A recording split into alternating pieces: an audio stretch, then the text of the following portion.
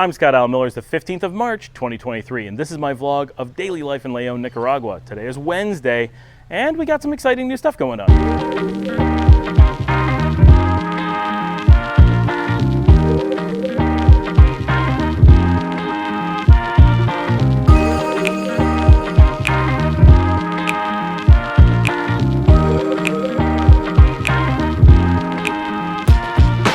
This morning I got up and today was going to be a busy work day for me. I knew I had a lot of stuff to get done in the office and I had a lot of video stuff I wanted to get done today, which so far has been going well. Not only am I doing well being up to date on this program, which takes a lot of work, I've also managed to get some important new stuff recorded for my Sam IT channel, which is my technology and business education channel. It's my old one that actually was ahead of this channel for something like 8 years, and also managed to record something for the Camera Cafe. I'm hoping to get both of those out probably by the time you're seeing this. The new thing on my tech channel, and not very many people here are going to be interested, but just in case, I'm actually starting a series on what is email and digging into how email systems work, which sounds incredibly boring, but it's actually a topic I've had requested a lot recently because email is one of those areas that everyone kind of knows and no one actually knows how it works, and when things are and aren't email, when things are and aren't secure, when things are or are not bulletin board systems and other things. Like, email is an easily confused area that everybody uses, so it's really interesting. And I've had several companies come to me and say they really wanted me to do this series recently, so I just got that going and I'm excited to have it happening because I'm always looking for, like, what's a good topic for that channel. I also need to do a topic I'm going to talk about real briefly today because it's a thing going on, but geo-blocking websites.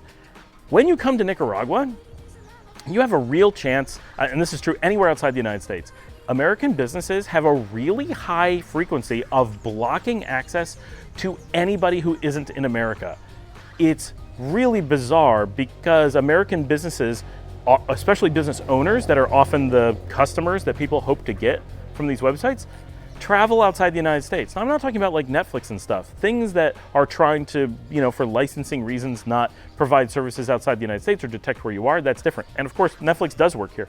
And there's some places like, I don't know, Walmart. You could imagine why they would not want to have their site available outside the United States because they want people to accidentally order things to a country they can't ship to, but they make it available there because they understand that people travel. What's weird is that tons of American companies go out of their way to block all access, even to Americans who are simply traveling. This is weird, but some combination of incredible levels of xenophobia combined with a total misunderstanding that people who are often your customers travel, and just because you don't, remember, the average American will never leave the country, and it never occurs to them that their customers may leave the country. Lots of these businesses' customers travel outside the United States. The very nature of them being someone who can purchase whatever services they have means they're more likely to be someone who travels. And they're completely ignoring things like digital nomads, retirees, or outsourced staff. I can't tell you how many companies I deal with. Every company I deal with has outsourced staff that works outside the country. But not just through us, most of them also have staff that work outside the country for them. And the company that it came up with had all of the staff inside their company who were needed to support the product they were talking about were outside the country and couldn't see their own website. It's crazy, but Americans really do. This is something that's hard to believe until you travel abroad. They regularly choose to take anybody willing to set foot outside of the country and block them from their products. And even Disney did this 2 years ago. I complained about this on the channel 2 years ago, but none of you saw that because there's only one or two of you here, that had Hulu as a service. And when Disney bought them, they blocked their customer service to anyone outside the country. And so we're charging credit cards fraudulently because they were refusing service to the customers, but also refusing to discuss cancellation of service. I had to do a whole bunch of work to access from the United States and talk to them. And their staff said, yeah, Disney, and they actually said these words, Disney is incredibly racist and we hate working here, right? That was what Hulu said in response to why is this happening? And they're like, this is not a Hulu decision. Disney came down and is refusing customer service to anyone outside the United States, period, no matter where their customers are, right? Different than refusing to let them see the shows. We understood that you may not be able to see the show. We wanted to know if we could. We couldn't, so we wanted to cancel service. They wouldn't allow us to because we weren't in the United States to cancel the service. That is not part of the contract. That's illegal, right? Ridiculous situation. But this is the behavior of many, many American companies. And so don't be surprised when you're coming to Nicaragua or anywhere, just travel in general, that you may face companies who are absolutely, without a second thought, willing to turn down your custom because they have zero interest in doing business with any person, American or otherwise, that would dare leave the country at any point. It is a bizarre stance, but it is really, really common and explains why a lot of people are interested in leaving the United States, because that mentality is so strong. Remember, this is not like, oh, that's not where I want my money to come from, or I don't want to focus on that, or whatever, or I don't want to provide services outside the country. None of that is what this is about. This is blocking your potential American customers who are simply detected as being outside the country. When I lived in Texas, I was detected as being in Toronto all the time. When I lived in New York, I was constantly being detected as living in London. The detection's not very reliable. So to use that as a mechanism to block people, to hard line, I won't do business with you, is a really strong stance. It's I'm willing to give up normal everyday customers based on nothing but inaccuracies in my detection. But certainly anybody who travels, hard line, nope, no interest. But get used to it, is how it is. So what do you do? Now that you know that's a problem, what can you do? So there's a couple things, and I work in IT, so I'm lucky. I have a business. I work around this problem so easily, I often don't realize it's there. And I have had some companies that are willing to do anything with me except for take a payment, which is really weird. They expect me to work around their payment systems because they won't accept a payment of a U.S. credit card on a U.S. bank to a U.S. website. But if they detect my IP is coming from a different country, they'll refuse to take the credit card. Again, totally bizarre, makes no sense, but this is real. This is something you will have to deal with anytime you're going to be using websites from abroad. And it happens other places too, but it's extra strong when you're dealing with American websites to a degree you don't get anywhere else. So what can you do? For normal people, this becomes a pretty big challenge. Most people do not have all of the mechanisms to work around this. One of the things that a lot of people do is they have a VPN, and I'm not sponsored by VPN. I'm not going to show you one. I'm not going to tell you who I use. I'm not going to tell you if I like them or not, but I have one, and this is not a VPN in an IT business sense. This is the consumer VPN like they sell on every random travel website that no one uses except for travelers, and so only travel vloggers ever advertise it. I don't know what that is, but that's a thing. Those are not important for security in the way that they pretend that they are. They are not necessarily bad, but they're not necessarily good. But the thing that's a really big deal is they can help you change your appearance of where you're coming from so that you can fool these services, which really shows how little they are for security reasons. They're not stopping someone who wants to get to these websites and knows anything. They're stopping innocent potential customers who simply want to do business with them. That's the only people they're stopping, which actually makes it much worse, right? Anyone who has the resources to work around it should be really offended that such a statement was being made, and anyone who can't is just confused and thinks that the company went out of business. It's never good. So using a VPN, you can pretty easily work around it. You'll also run into the problem if you live in America and have a VPN onto another country, that those same websites will be blocked because they think you're somewhere else. So it's not just blocking people who travel, it's blocking people who travel for Netflix, right? Oh, I switched my VPN to Korea so that I could watch these sitcoms from Korea or whatever. That's where they have the show I want. Oh, sorry, we're not going to do business with you. And we're not going to tell you, turn off your VPN. We're simply going to act like our website failed. So weird. But VPNs will get around a lot of those things, but not all. There are systems that detect you using a VPN and will block you still. So you sometimes need still another level to get around it. For most people, the VPN will do the job. You can just set your VPN to connect to Miami or Houston or whatever, and you'll appear to be in that place, and mostly it works. Once in a while, you even need this inside the United States to move around inside the US to get different services, because some, like government websites, try to detect where you are and cause all kinds of problems as well. That's pretty rare, but it does happen.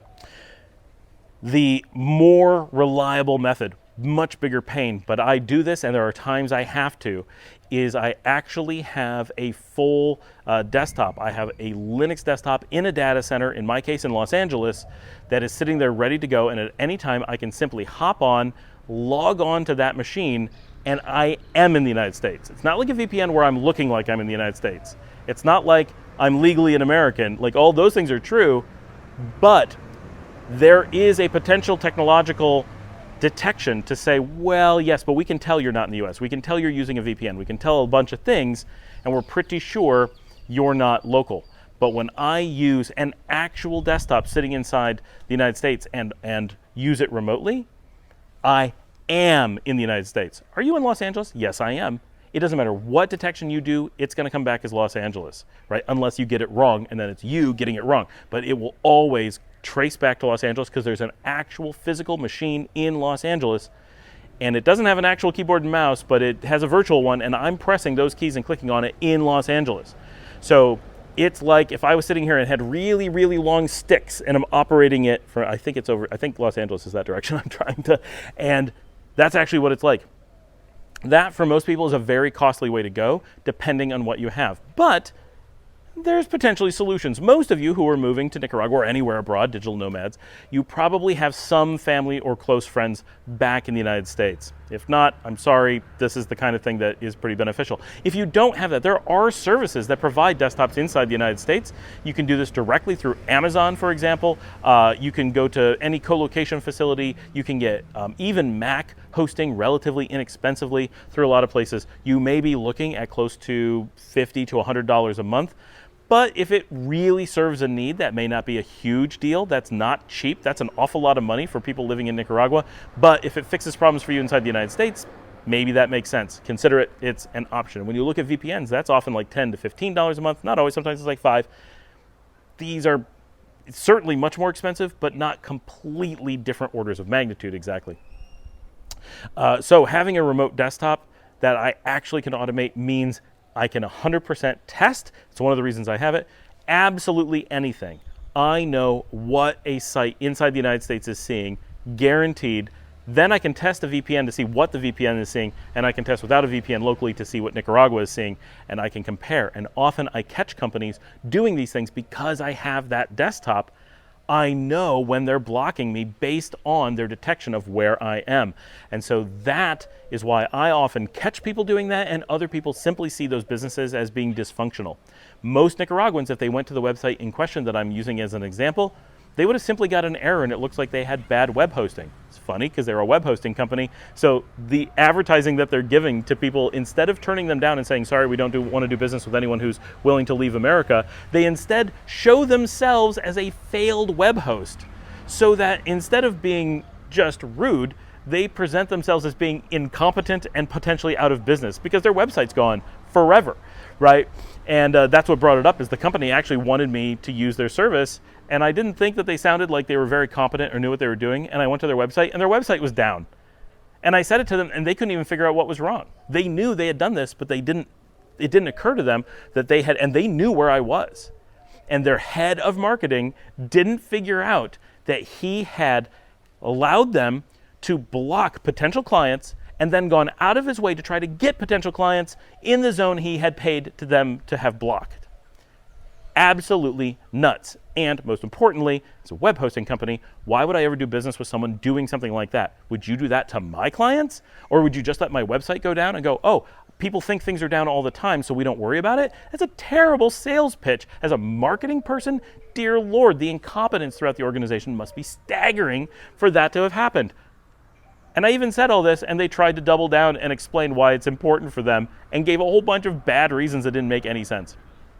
But important takeaway is that this is something that will happen to you and you need to be able to work around it. Probably a VPN is enough, but if you need a remote desktop, that is an option, and it can work really well. I use them every single day because I do a lot of things, and I jump around to locations all over the country and constantly test different things because I'm testing latency and all kinds of performance things that normal people would not need to do, so it's not a normal need. But because I have these, I do get a lot of insight into this that other people don't have, and so that's something to consider. So be aware when you're traveling. If you get to a website that's just down, one of your first reactions should probably be, is it really down? Or are they just not interested in my business to the point that they've gone out of their way to block it? There's a good chance that that is true.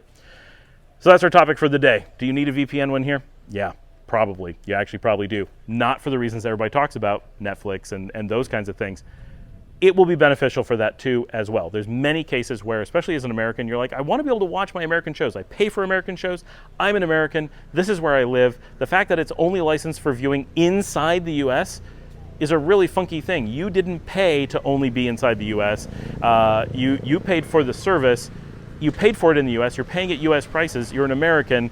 To say that you can't view it based on the technology, it's weird, but that it works with a VPN, great.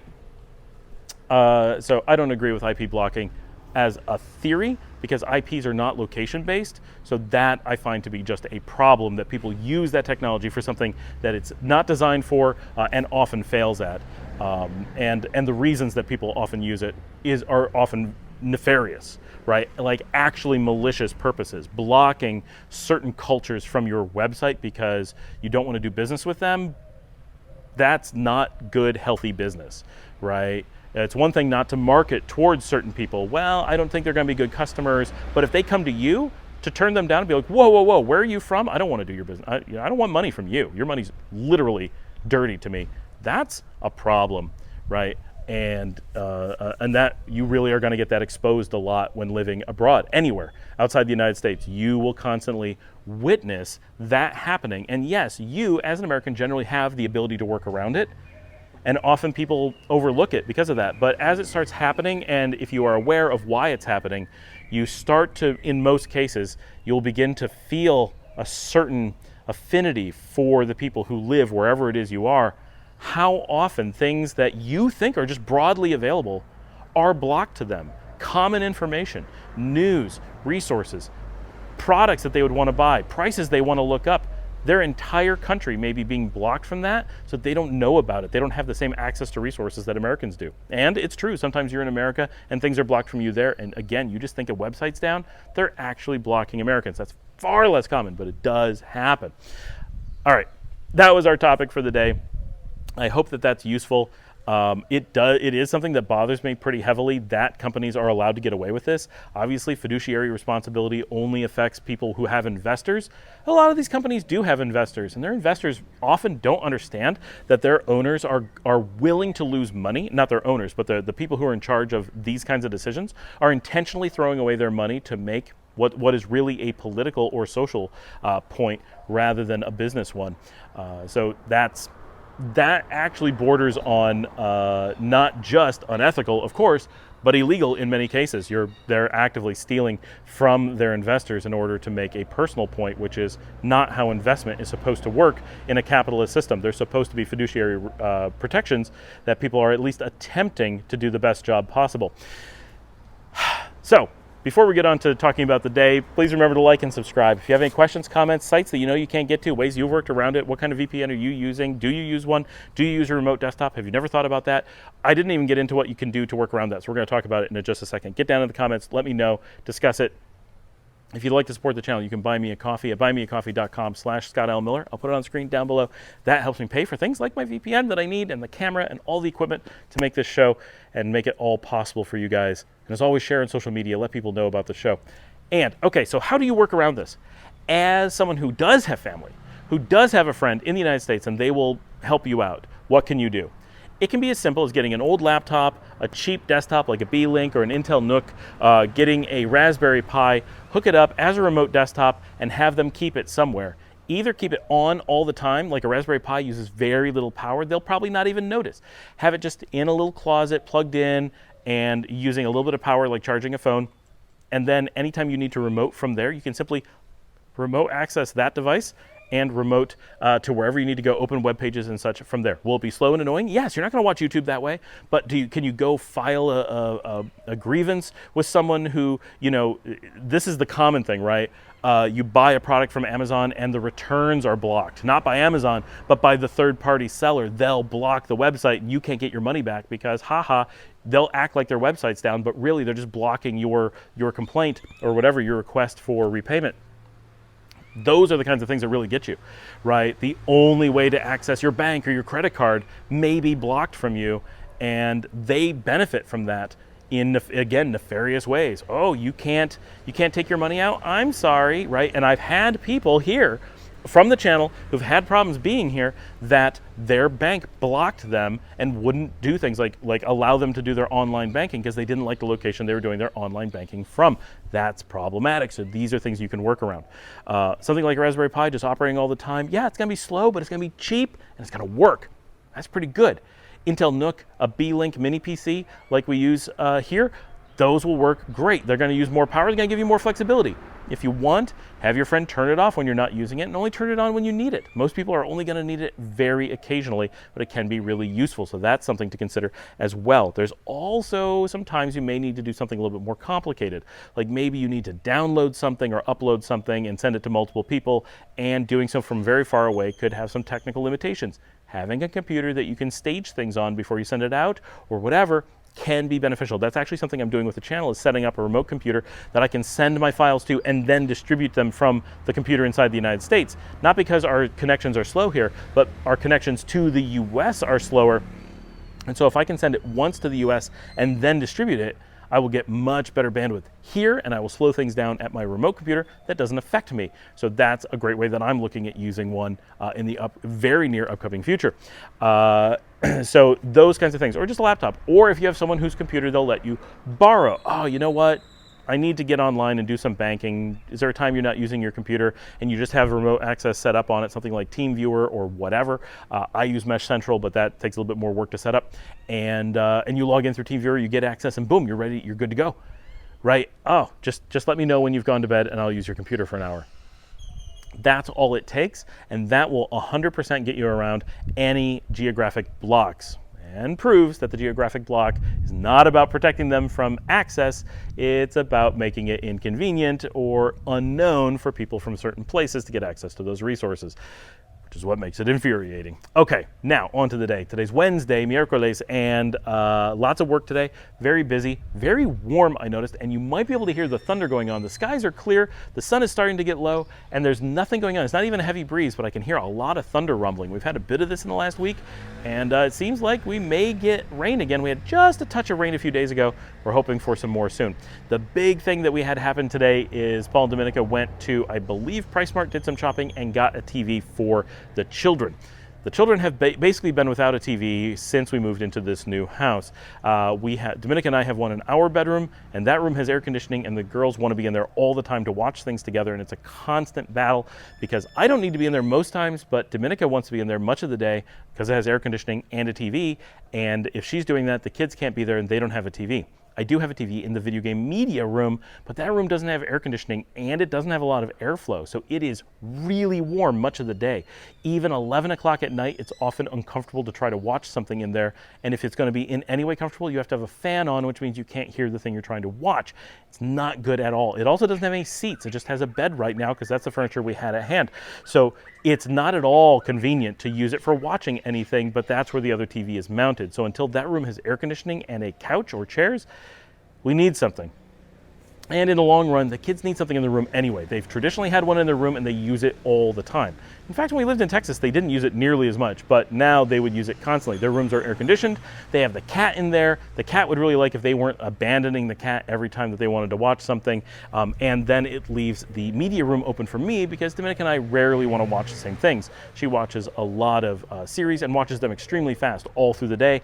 I can only watch one or two shows a few days a week at most. And so pacing together is all but impossible. And so if I was to watch anything, it kicks her out of the room. And then she has nowhere to go, right? So having one in both places is important. Paul does have stuff in his own room, so he watches things on his own anyway.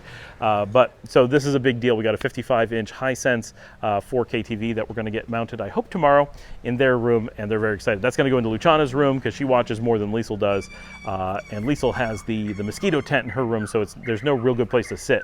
Luciana has the bed that's just covered in stuffed animals and generally has the cat, so that's where they're going to put it. That's the big thing that happened today. This evening, and I'm just getting ready for this now, I got to get out to the beach. We have a whole bunch of people like Jazzy and Thea and Alan and Anna all going out to the beach, and Dominica's already out there, Chris is already out there, Marcella's already out there, Paul was out there and has already returned. And we're just kind of having a party night. We're going to Caracolitos, going to do some drinking, have dinner out there. and a nice relaxing evening. Actually going to crash on the beach tonight, and I'll be coming back tomorrow. We also updated the Wi-Fi at the beach. If anyone's been there, we had a switch that was dying and we needed to rewire the whole place. The wires were from before our time. It takes a lot of work to rewire. You got to go to Managua and get the stuff and everything. Finally did that, rewired the place, put in a new switch, and the Wi-Fi is working fantastic out there now. It's actually faster than here at the house, so that's a big win. We've been needing that for a long time. It doesn't affect most people, but when we're there and using the rooms, that's when it really impacts things. All right, I'm gonna head out to the beach. I'll be back with you when we know how the day went. Today, worked all day. This evening, it's Wednesday, we went out to the beach. We're actually hanging out on the beach for a couple days is the plan. Went out, it was fairly late. I got out and Brian from the channel was there. He missed me when I first got there, so about an hour after I got there, he came by the hotel and hung out and joined a bunch of us for drinks just for a little while. And he's one of my early, kind of like Rick, not quite that early, been around for like over a year, comments all the time. So he hung out with the gang. We had a bunch of us that were at the hotel. We had drinks there. Dominica didn't want to eat there, which I was very sad because I wanted our food. I love our food at the beach, and every time I go, that's where I want to eat. I don't want to have to go somewhere else. Even though I like other places on the beach, I wanted it. So I was sad about that. But so the group of us got up and we walked down to Sua, and the food at Sua was really good. I do have to say, it was quite good. It was just, I wanted fish and chips. But we ate down there and relaxed for a little while. Sua was very slow because we were very late. We just ate dinner very leisurely. It was good. And then we all went down to Caracalito because it's karaoke night. So we went there, had a few drinks. Alan and Anna and I all did karaoke. And they had a number of people who did it. It's a lot of expats there, a lot of backpackers. It's that kind of place, so a very different crowd than we normally see. But it was a neat change of pace for sure. We had a lot of fun. And at the end of the night, it actually turned out, we didn't know this, it was actually a competition, sorry for the wind, for karaoke. And Alan and I ended up being the final two, and Alan got runner-up, and I ended up winning karaoke and getting a free breakfast, which I have not had a chance to use yet. But that was our evening doing karaoke at Caracalitos, which is just around the corner from my hotel. That is, if people need a hostel in our area, that's where we send people all the time. Great place, really nice people. And that was our night, hanging out on the beach tonight. I'm going to be there tomorrow. Like I said earlier, I didn't get any video from the beach today. Like, there's just no way that was going to happen because when I get there, it's dark and I'm busy and there's not a moment to film. I have to go out there just with the intent to film to be able to get a chance to do anything. That was the day. Thanks for joining me. Please remember to like and subscribe if you'd like to support the channel. You can buy me a coffee at buymeacoffee.com/ScottAllenMiller. Post this on social media. Put it on Facebook and Twitter and LinkedIn and Instagram and Reddit. Get out there, share it with people. Put it in the expat groups, people who are traveling, relocating, looking for stuff. But get in those comments. Get in the conversation. I want to hear from you. That's it. Like and subscribe. I will see all of you tomorrow.